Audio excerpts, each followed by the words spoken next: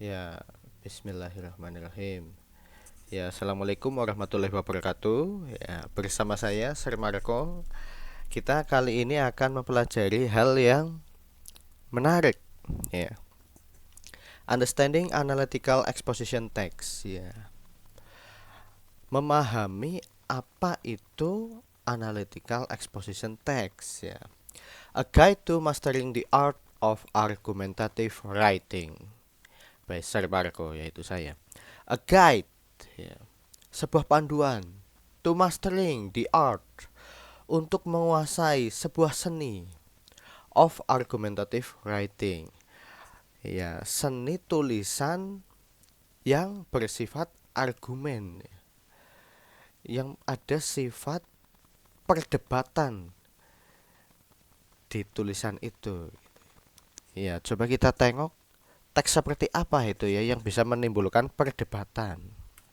Ya, what is analytical exposition text? Ya, apa sih itu analytical exposition text gitu ya? Ya, for definition ya, analytical exposition text is a type of text that present arguments or opinions about a particular issue aiming to persuade the reader. Ya, analytical exposition text adalah sebuah tipe teks yang mempresentasikan argumen atau gagasan gitu ya, atau opini-opini tentang isu-isu atau permasalahan tertentu, aiming to persuade the reader, yang bertujuan untuk mempengaruhi para pembaca gitu ya, mempengaruhi, menghasut kata negatifnya gitu ya, mempengaruhi ya. Teks yang dapat mempengaruhi si pembaca untuk dapat setuju dengan ide si penulis gitu ya.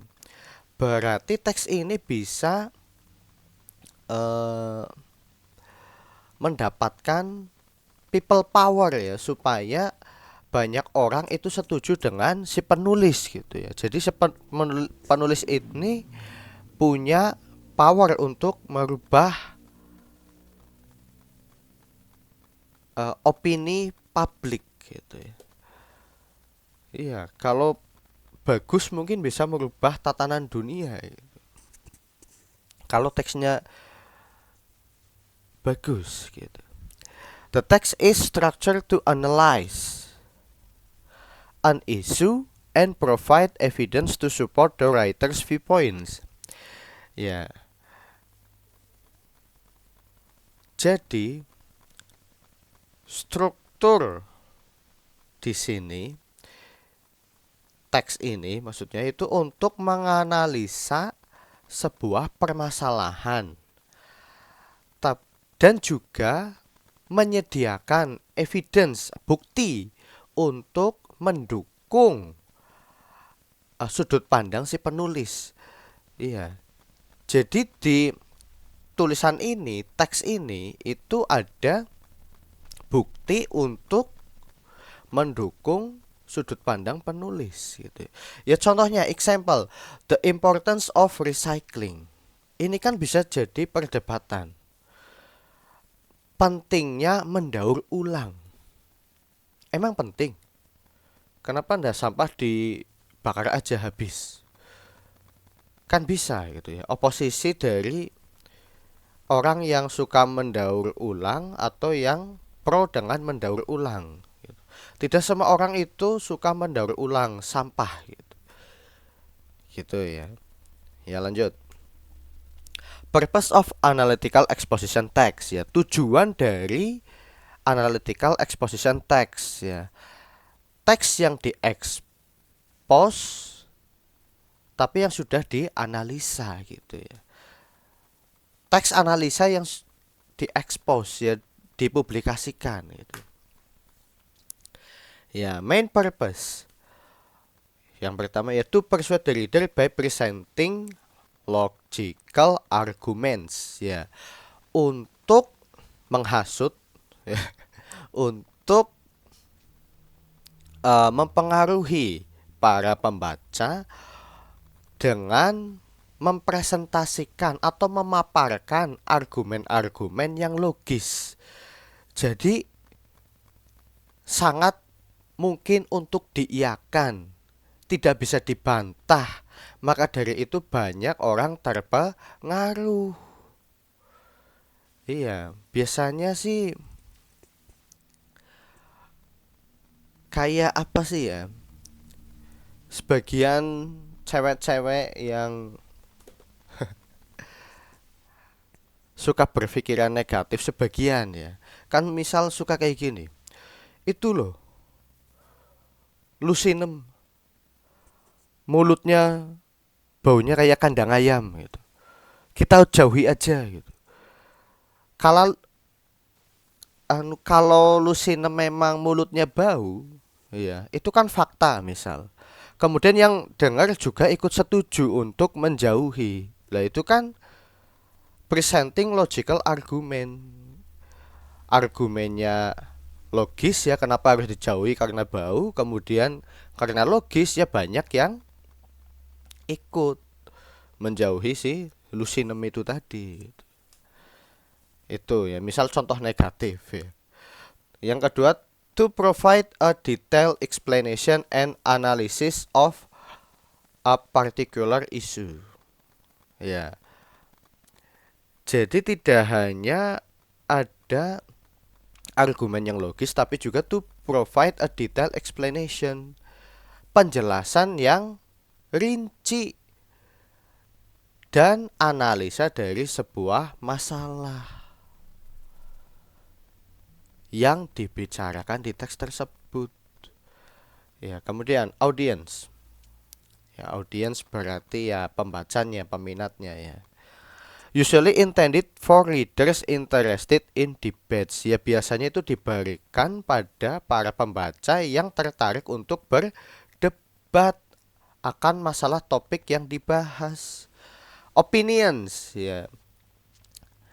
Opini-opini berarti pendapat-pendapat ya dari sebuah topik yang mungkin lagi panas dibicarakan. Or informative content ya, atau konten yang sangat memberi informasi gitu. Konten itu isi gitu ya. Jadi isi sebuah teks yang dapat memberikan banyak informasi itu pembaca juga suka ya. Gitu. Nanti contohnya akan ada sendiri. Ya, kemudian structure of analytical exposition text. Ya, struktur dari analytical exposition text sih apa saja? Lah, ini yang penting ya, penting. Salah satu yang paling penting gitu ya. Salah satu yang penting, paling penting berarti cuma itu tok gitu ya. Salah satu yang penting. Yang pertama thesis statement. Ya, thesis statement sisinya apa ya? Itu introduction of the main idea or issue being discussed. Jadi thesis statement di sini ya, ini cuma satu paragraf yang isinya adalah introduction of the main idea. Pendahuluan yang isinya itu ide pokok dari permasalahan yang didiskusikan. Cuma ada di satu paragraf paling atas thesis statement. Kemudian yang dua arguments ya, argumen-argumen ya. Series of paragraphs presenting evidence, reasons and facts supporting the thesis ya. Jadi kalau thesis statement itu tentang ide pokoknya, tentang apa ya, masalah apa. Kalau argumensnya itu cuma apa ya? Argumen-argumen untuk mendukung tesis statement tadi, kalimat atau ide pokok yang ada di paragraf awal. Cuma pendukung semua itu. Misal kalau ada 5 argumen, 5 paragraf argumen, 5-5-nya mendukung tesis statement, masih berkaitan dengan tesis statement, cuma pendukung-pendukung saja. Lah kemudian kalau paragraf terakhir itu reiteration. Lah reiteration sendiri berisi tentang conclusion that restate the thesis and emphasize the arguments. Reiteration itu isinya conclusion, kesimpulan, that restate yang dinyatakan kembali di tesis yang awal tadi, ya ide pokok, and emphasize dan ditekankan, diperkuat oleh argumen-argumen sebelumnya supaya para pembaca terpengaruh akan ide pokok yang diberikan. Itu. Jadi cuma ada 3 ya. Structure of analytical exposition text ya. Yang pertama thesis statement, kemudian arguments, kemudian reiteration. Ya, lanjut. Ya. Thesis statement ya, dibahas satu-satu ini ya strukturnya ya. Yang pertama explanation ya, maksudnya tak terangkan ya. The thesis introduce the topic and present the writer's point of view ya. Jadi isinya tentang pengenalan topik dan mempresentasikan sudut pandang si penulis. Kayak misal tadi the importance of recycling. Berarti sudut pandang penulisnya lebih pro atau lebih suka recycling ketimbang yang dibakar sampahnya itu misal. Ya. Yaitu ada contoh ya di bawah ya. Example, online education is essential for modern learning. Dari contoh di sini gitu ya. Itu kan sudah mempresentasikan sudut pandang si penulis. Berarti penulis itu setuju akan adanya pembelajaran atau pendidikan secara online untuk pembelajaran yang modern gitu. Di sini sudah jelas, berarti sudut pandang penulisnya itu pro dengan online education. Ya, di sini saya akan memberikan tips ya. Be clear and concise. Directly state your position ya. Be clear dengan jelas ya, harus jelas, and concise dengan ringkas. Buat statement itu yang ringkas, jelas kalau di tesis. Kemudian directly state your position. Iya. Secara langsung kamu harus menyatakan posisi kamu itu ada di mana, pro atau kontra dalam topik tersebut. Setuju atau tidak setuju dalam topik tersebut itu sudah harus ada atau sudah berbau di situ ya. Bahwa kamu itu masuknya ke kategori yang mana. Lanjut. Arguments. Ya, saya terangkan ya. Yang pertama, each paragraph should focus on a single argument. Nah, jadi misal arguments di sini kalian punya 3 katakanlah, cuma 3 saja enggak apa-apa. Lah masing-masing 3 argumen itu dibuat 1 paragraf. Yes. Paham kan? Setiap argumen dibuat 1 paragraf. Jadi kalau 1 paragraf itu cuma fokus pada 1 argumen, 1 pendapat atau fakta yang kuat, nanti tinggal dijabarkan gitu loh. Kemudian provide evidence such as statistic, fact, expert opinions, and examples. Nah, di sini kalian juga menyediakan evidence, bukti, seperti halnya data statistika, angka-angka gitu ya. Facts, fakta-fakta, bisa berupa gambar ya, atau kejadian yang sudah terjadi ditulis gitu ya. Expert opinion, pendapat-pendapat dari para ahli ditulis di situ. And examples, ya contoh-contoh dari hal-hal yang nyata gitu. Iya, itu akan sangat mendukung argumen tadi lah. Argumen-argumen yang ditulis mendukung tesis gitu. Example lah ini ya, contohnya supaya gampang. Firstly, online education provide flexibility for students. Ya, jadi mungkin ini dibuat 1 paragraf, kalimat pertamanya ini, firstly, online education provide flexibility for student. Jadi pendidikan secara online itu memberikan manfaat secara fleksibilitas waktu gitu ya. Misal kayak sekarang kita ini kan lagi belajar online, kalian bisa nonton saya kapanpun mau, pagi, siang, sore, malam itu kan bisa.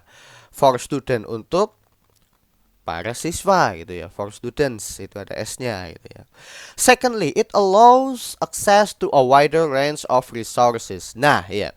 Yang kedua, allows berarti memperbolehkan mengakses to wider range of resources. Iya, jadi kalian cari informasi atau saya ngajarnya itu tidak hanya ke mungkin cuma 40 atau mungkin 35 siswa di kelas gitu ya. Tapi kalau saya melalui online gini ya, bisa mungkin 1 juta yang nonton gitu ya, atau mungkin lebih, amin gitu. Atau kebalikannya, misal saya pengen belajar secara online itu kan bisa dari banyak sekali sumber, tidak hanya satu guru. Jadi setelah kalian nonton video saya ini, kalian juga boleh bandingkan dengan video guru bahasa Inggris yang lain gitu. Siapa tahu saya kurang apa gitu ya, guru bahasa Inggris yang lain ada tambahan apa gitu kan, bisa jadi. Atau sebaliknya, saya mungkin yang nambahi. Amin. Ya. Tips ya, saya akan memberikan tips. Use logical reasoning. Ya, gunakanlah alasan yang logis supaya argumennya kuat. Link arguments to the thesis. Selalu argumennya itu dikaitkan dengan tesis. Ya, paragraf awal selalu, supaya tidak mubah. Ngapain argumen tidak ada kaitannya dengan tesis? Mubah-mubah tulisan gitu ya. Avoid emotional language. Ya, sebaiknya, ini bukan dilarang tapi sebaiknya avoid, hindari emotional language, bahasa yang emosional, atau mungkin misal kayak bahasa kasar atau bahasa tabu gitu ya. Itu lebih baik dihindari karena mengurangi nilai argumen gitu. Bisa saja yang baca, lah ini yang nulis analytical exposition text anu lagi baper sih, jadi tulisannya kayak gini gitu. Tidak valid lagi kalau gitu. Ya, lanjut.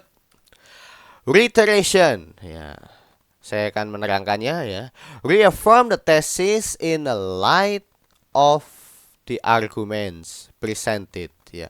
Reaffirm the thesis, jadi ya diringkas lagi gitu ya, disebutkan lagi, dimention lagi.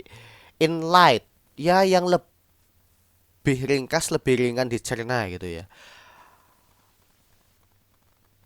Of the arguments presented ya. Jadi tidak hanya ringan tapi juga apa namanya, berkaitan dengan argumen-argumen yang telah disebutkan tadi. Jadi tesisnya apa, kemudian kan ada argumen-argumen, kemudian dikaitkan semua jadi satu kesimpulan supaya lebih kuat. Lah kalau teksnya kuat, kesimpulannya kuat, itu akan lebih mudah mempengaruhi si pembaca ya. Leave a strong impression on the reader. Ya, di sini ya. Leave a strong impression on the reader. Berarti kan di reiteration itu tinggalkan kesan yang kuat untuk para pembaca gitu. Loh, buat apa? Ya supaya, kembali lagi, supaya terpengaruh tulisan tadi. Kalau banyak yang terpengaruh gimana? Ya berarti penulis sudah mendapatkan people power gitu ya. Kekuatan media massa untuk merubah sesuatu hal yang dia suka. Tapi ya mudah-mudahan hal-hal yang baik gitu ya. Amin. Example ya. Contoh, in conclusion, the flexibility and accessibility of online education make it a crucial tool in modern learning. Ya, ya kayak tadi kan online education ya, berarti ini conclusionnya ya sudah kena ya. Dalam kesimpulannya ya,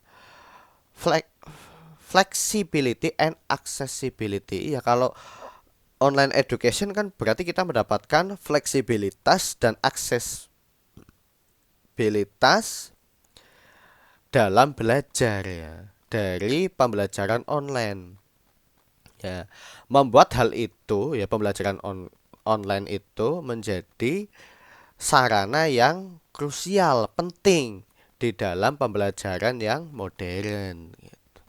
Tips ya, saya memberikan tips lagi ya. Summarize without introducing new information. Ya, ringkaslah tanpa memberikan informasi tambahan atau informasi baru ya. Kemudian emphasize ya, tekankan ya, fokuskan the importance of your arguments ya. Fokuskan, tekankan pada argumenmu yang penting saja gitu. Yang paling penting diurutkan ya, satu 2 3 gitu. Jadi reiterationnya cuma butuh satu paragraf tapi kena gitu.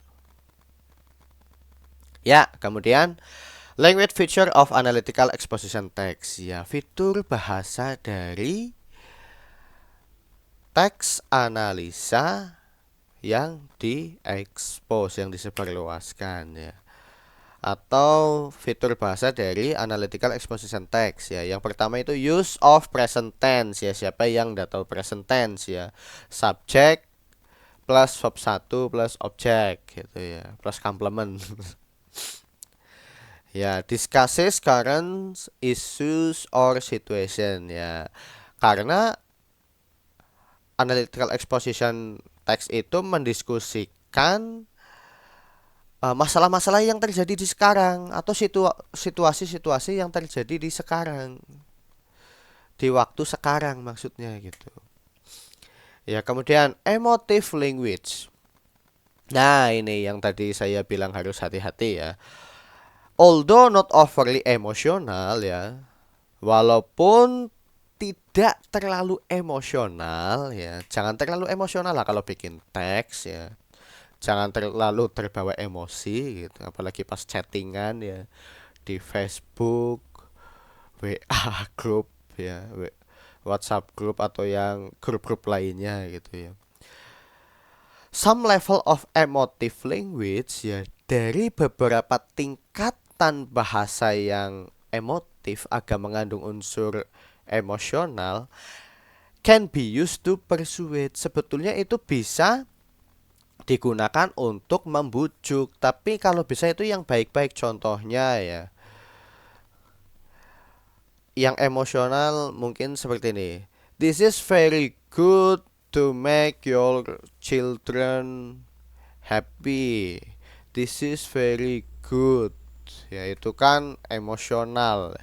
Tidak ada data statistik di situ, yaitu cuma opini semata. Atau mungkin the pictures is so beautiful adjective, kata sifat. Ya, di situ itu opini semata gitu ya. Tapi kan walaupun menggunakan kata-kata yang emosional, positif ya, misal itu bisa untuk membujuk orang. Lah kalau yang negatif gimana? Ya bisa. Misal contoh waste is very bad because it can make a pollution or maybe yang lain gitu ya. It's very bad. It's not very good gitu. Itu kan tidak ada data statistik, tapi ya bisa ditambahi dengan fakta-fakta yang ada. Jadi emotive language di situ kena gitu. Ya, emotive language tadi adalah bahasa yang emosional ya. Kemudian konektif. Ya, konektif tahu lah ya, kata penghubung ya. What, like, firstly, pertama, moreover, however, whenever, apalagi wherever, whenever gitu ya. In conclusion, to structure the text logically. Jadi untuk apa ya? Membentuk teks yang rapih gitu ya, secara logis, rapih dan logis gitu. Common mistake to avoid ya. Jadi ada beberapa kesalahan-kesalahan yang sering dilakukan saat menulis analytical exposition text dan harus dihindari. Ya, yang paling sering itu ini 3 ya. Over generalization. Ya, yang pertama, making broad statement without sufficient evidence ya. Terlalu apa ya? Over generalization itu berarti terlalu luas gitu ya, membuat temanya sampai saking luasnya itu statementnya tidak bisa diberi evidence atau bukti yang cukup gitu ya. Banyak yang kayak gitu ya. Terlalu luas, buktinya tidak cukup. Apa yang terlalu luas? Main idea ya, ide pokoknya gitu. Itu yang pertama, jangan terlalu luas mengambil topik gitu. Ya misal kayak the cloud is beautiful. Wah, ngel ya. Susah. Malah lebih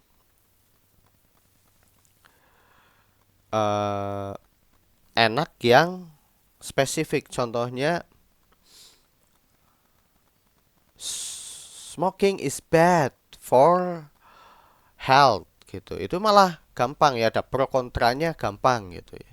Tapi misal kayak the sky is ya beautiful gitu ya, susah. Lack of structure ya. Argument should be well organized and link back to the thesis. Nah, lack of structure ini strukturnya amburadul gitu ya. Kurangnya struktur. Argument should be well organized. Argumennya itu harus terorganisasi secara baik and link back to the thesis, dan berhubung kembali ya. Ada sangkut pautnya dengan tesis. Itu harus, argumen itu harus ada sangkut pautnya dengan tesis. Kalau tidak ada argumennya, mubah kolom tulisan, mubah waktu nulis gitu. Jadi jangan sampai lack of structure. Kemudian yang terakhir, emotional appeals ya. Rely on facts rather than emotion to persuade the reader. Ya terlalu ya ini lucu ya, terlalu mengandalkan fakta-fakta sampai kata-kata pembujuknya itu tidak ada, karena tidak ada emosi untuk membujuk gitu loh di tulisan itu. Terlalu fakta-fakta, misal kayak the smoking is very bad for health because can make cancer. Tapi tidak ada bujukan untuk berhenti merokok gitu loh. Itu kan tidak jadi itu analytical exposition text-nya gitu. Ya lanjut. Ya ini ya supaya agak gampang ya, example ya. Saya punya satu teks tapi jadi beberapa slide ini ya, karena agak panjang. Tapi tidak usah dibaca semua, saya akan tuntun maksudnya isinya apa gitu ya. Saya juga tidak mau ngertiin semua gitu ya, panjang. Tapi bisa diserap semua intinya jika kalian paham betul struktur dan ya apa namanya, paham ya generic structure dan language feature of analytical exposition text. Kalau sudah paham ya gampang gitu. Yang pertama title ya, judul, the importance of recycling ya, pentingnya mendaur ulang ya. Berarti ini kan sudah otomatis penulis pro dengan daur ulang. Recycling itu daur ulang. The important kan berarti pentingnya gitu ya. Lalu kemudian tesis. Ya, coba diperhatikan tesis di sini ya. Recycling is an essential practice that contributes significantly to the sustainability of our environment. It help reduce waste. Nah, ini dari sini. Ya, ini kan main idenya ini gitu ya. kemungkinan ini adalah argumen pendukungnya. It help reduce waste, conserve natural resources, and mitigate the harmful effect of pollution. Lah, ini menjadi satu paragraf, it help reduce waste. Kemudian ini paragraf kedua, argumen keduanya ya. Paragraf keberapa ini berarti? Ini kan berarti paragraf kedua, paragraf ketiga ya. Ini kan argumen pertama, argumen kedua. Kemudian ini argumen ketiga. Gitu ya. This essay will explore the reason why recycling should be a priority for individuals and communities worldwide. Ya, ini cuma tambahan saja ya, bahwa essay ini, tulisan ini cuma untuk mengeksplor alasan mengapa recycling itu sebagai prioritas untuk masing-masing individu dan komunitas mendunia gitu ya. Intinya ini ide utamanya, ini argumen 1, 2, 3 gitu ya. Ya coba kita lihat. Ya. Ya kan? Pertama, argumen pertama, recycling reduce waste. Ya, ini kan kayak tadi ya. Nah, ya kan? Ya, it help reduce waste ya. Kemudian yang kedua, conserve of natural resources. Coba kembali lagi. Nah, ini conserve natural resources ya. Jadi satu argumen itu ya, argumen pendukungnya tinggal dijabarkan saja supaya yakin bahwa argumen itu tidak hanya opini, tapi fakta juga ada di situ, bujukan juga ada di situ gitu. Opini penting dan baik juga ada di situ. Supaya argumen-argumen tadi sangat mengena dan mendukung tesis tadi gitu ya. Yang pertama, recycling reduce waste, intinya tentang daur ulang itu sangat mengurangi sampah gitu. Intinya tentang itu gitu ya. Dan lain sebagainya itu diterangkan di sini. Kalau pengen baca ya boleh, tinggal di post aja gitu ya. Kemudian yang kedua, conservation of natural resources. Ya, ini tentang conservation of natural resources semua gitu ya. Many products are made from finite resources like oil, metal, and trees. By recycling, we reduce the demand for these resources. Iya. Jadi kalau kita recycling ya, seperti halnya minyak, besi, dan tumbuh-tumbuhan, kalau kita didaur ulang itu kan tidak membebani atau terlalu memperbanyak sumber daya alam gitu ya. Lanjut, argumen ketiga ya, reducing pollution and energy consumption ya. Intinya semua di sini itu tentang mendukung argumen ini, ide ini. Reducing pollution, mengurangi polusi dan konsumsi energi ya. Misal kayak mengurangi energi untuk mesin, misal kayak solar, mungkin ada yang pakai bensin, ada yang pakai pertalite, pertamax gitu ya. Ya saya kurang paham ya, mungkin kalau mesin pakainya solar gitu ya, itu kan dikurangi ya kalau kita menggunakan metode recycling ya. Misal kayak membuat kaca itu kan perlu dipanaskan ya, gelas kaca gitu ya, perlu dipanaskan lah. Panas sendiri itu kan butuh api, api butuh minyak dan kayu gitu. Misal itu kan untuk mengurangi itu kan bisa kalau gelas yang kotor dicuci gitu, tidak dibuang gitu. Kemudian reiteration ya, reinforcement of thesis ya, penguatan atau pendukung tesis dimasukkan di sini semua.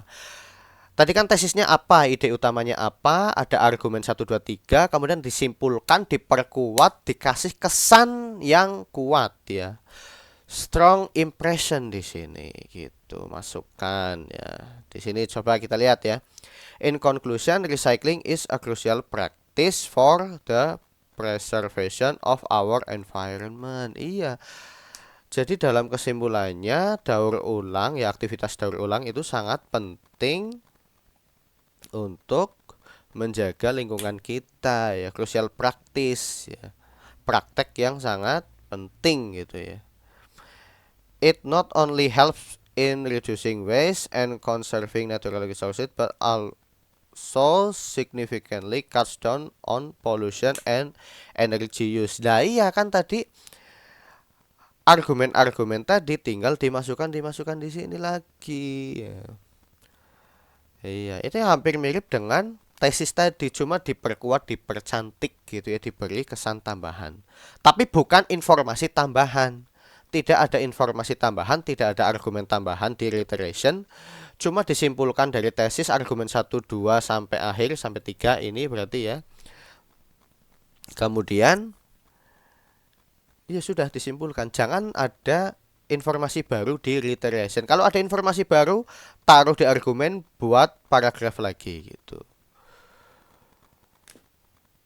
Gitu ya, ya kalian bisa baca ya di post ya.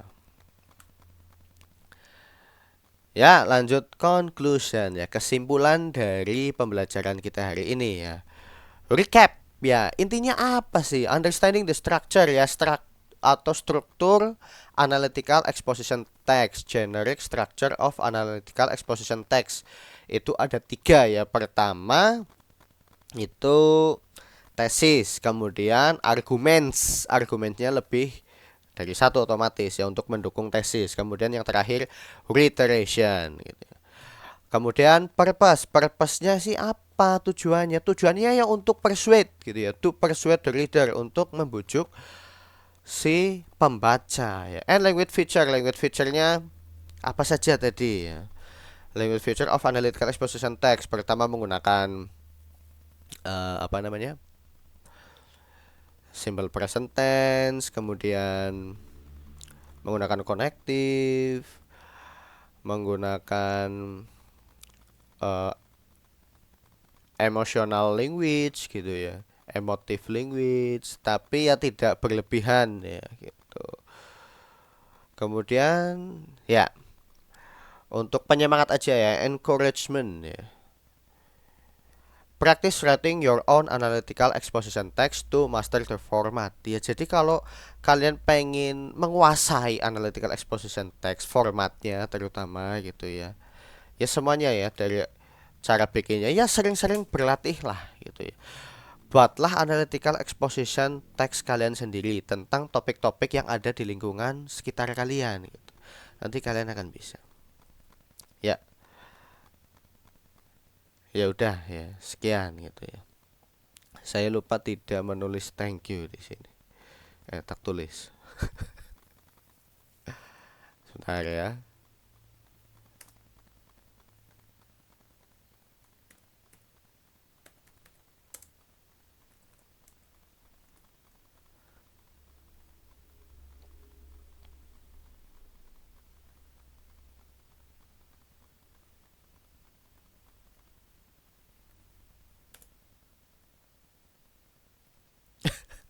Ya, thank you ya. Thank you for watching me and thank you for your attention. Thank you for your time and listen to me to my learning session. Yeah, I'm still learning, so if I have so many mistakes, I apologize deeply.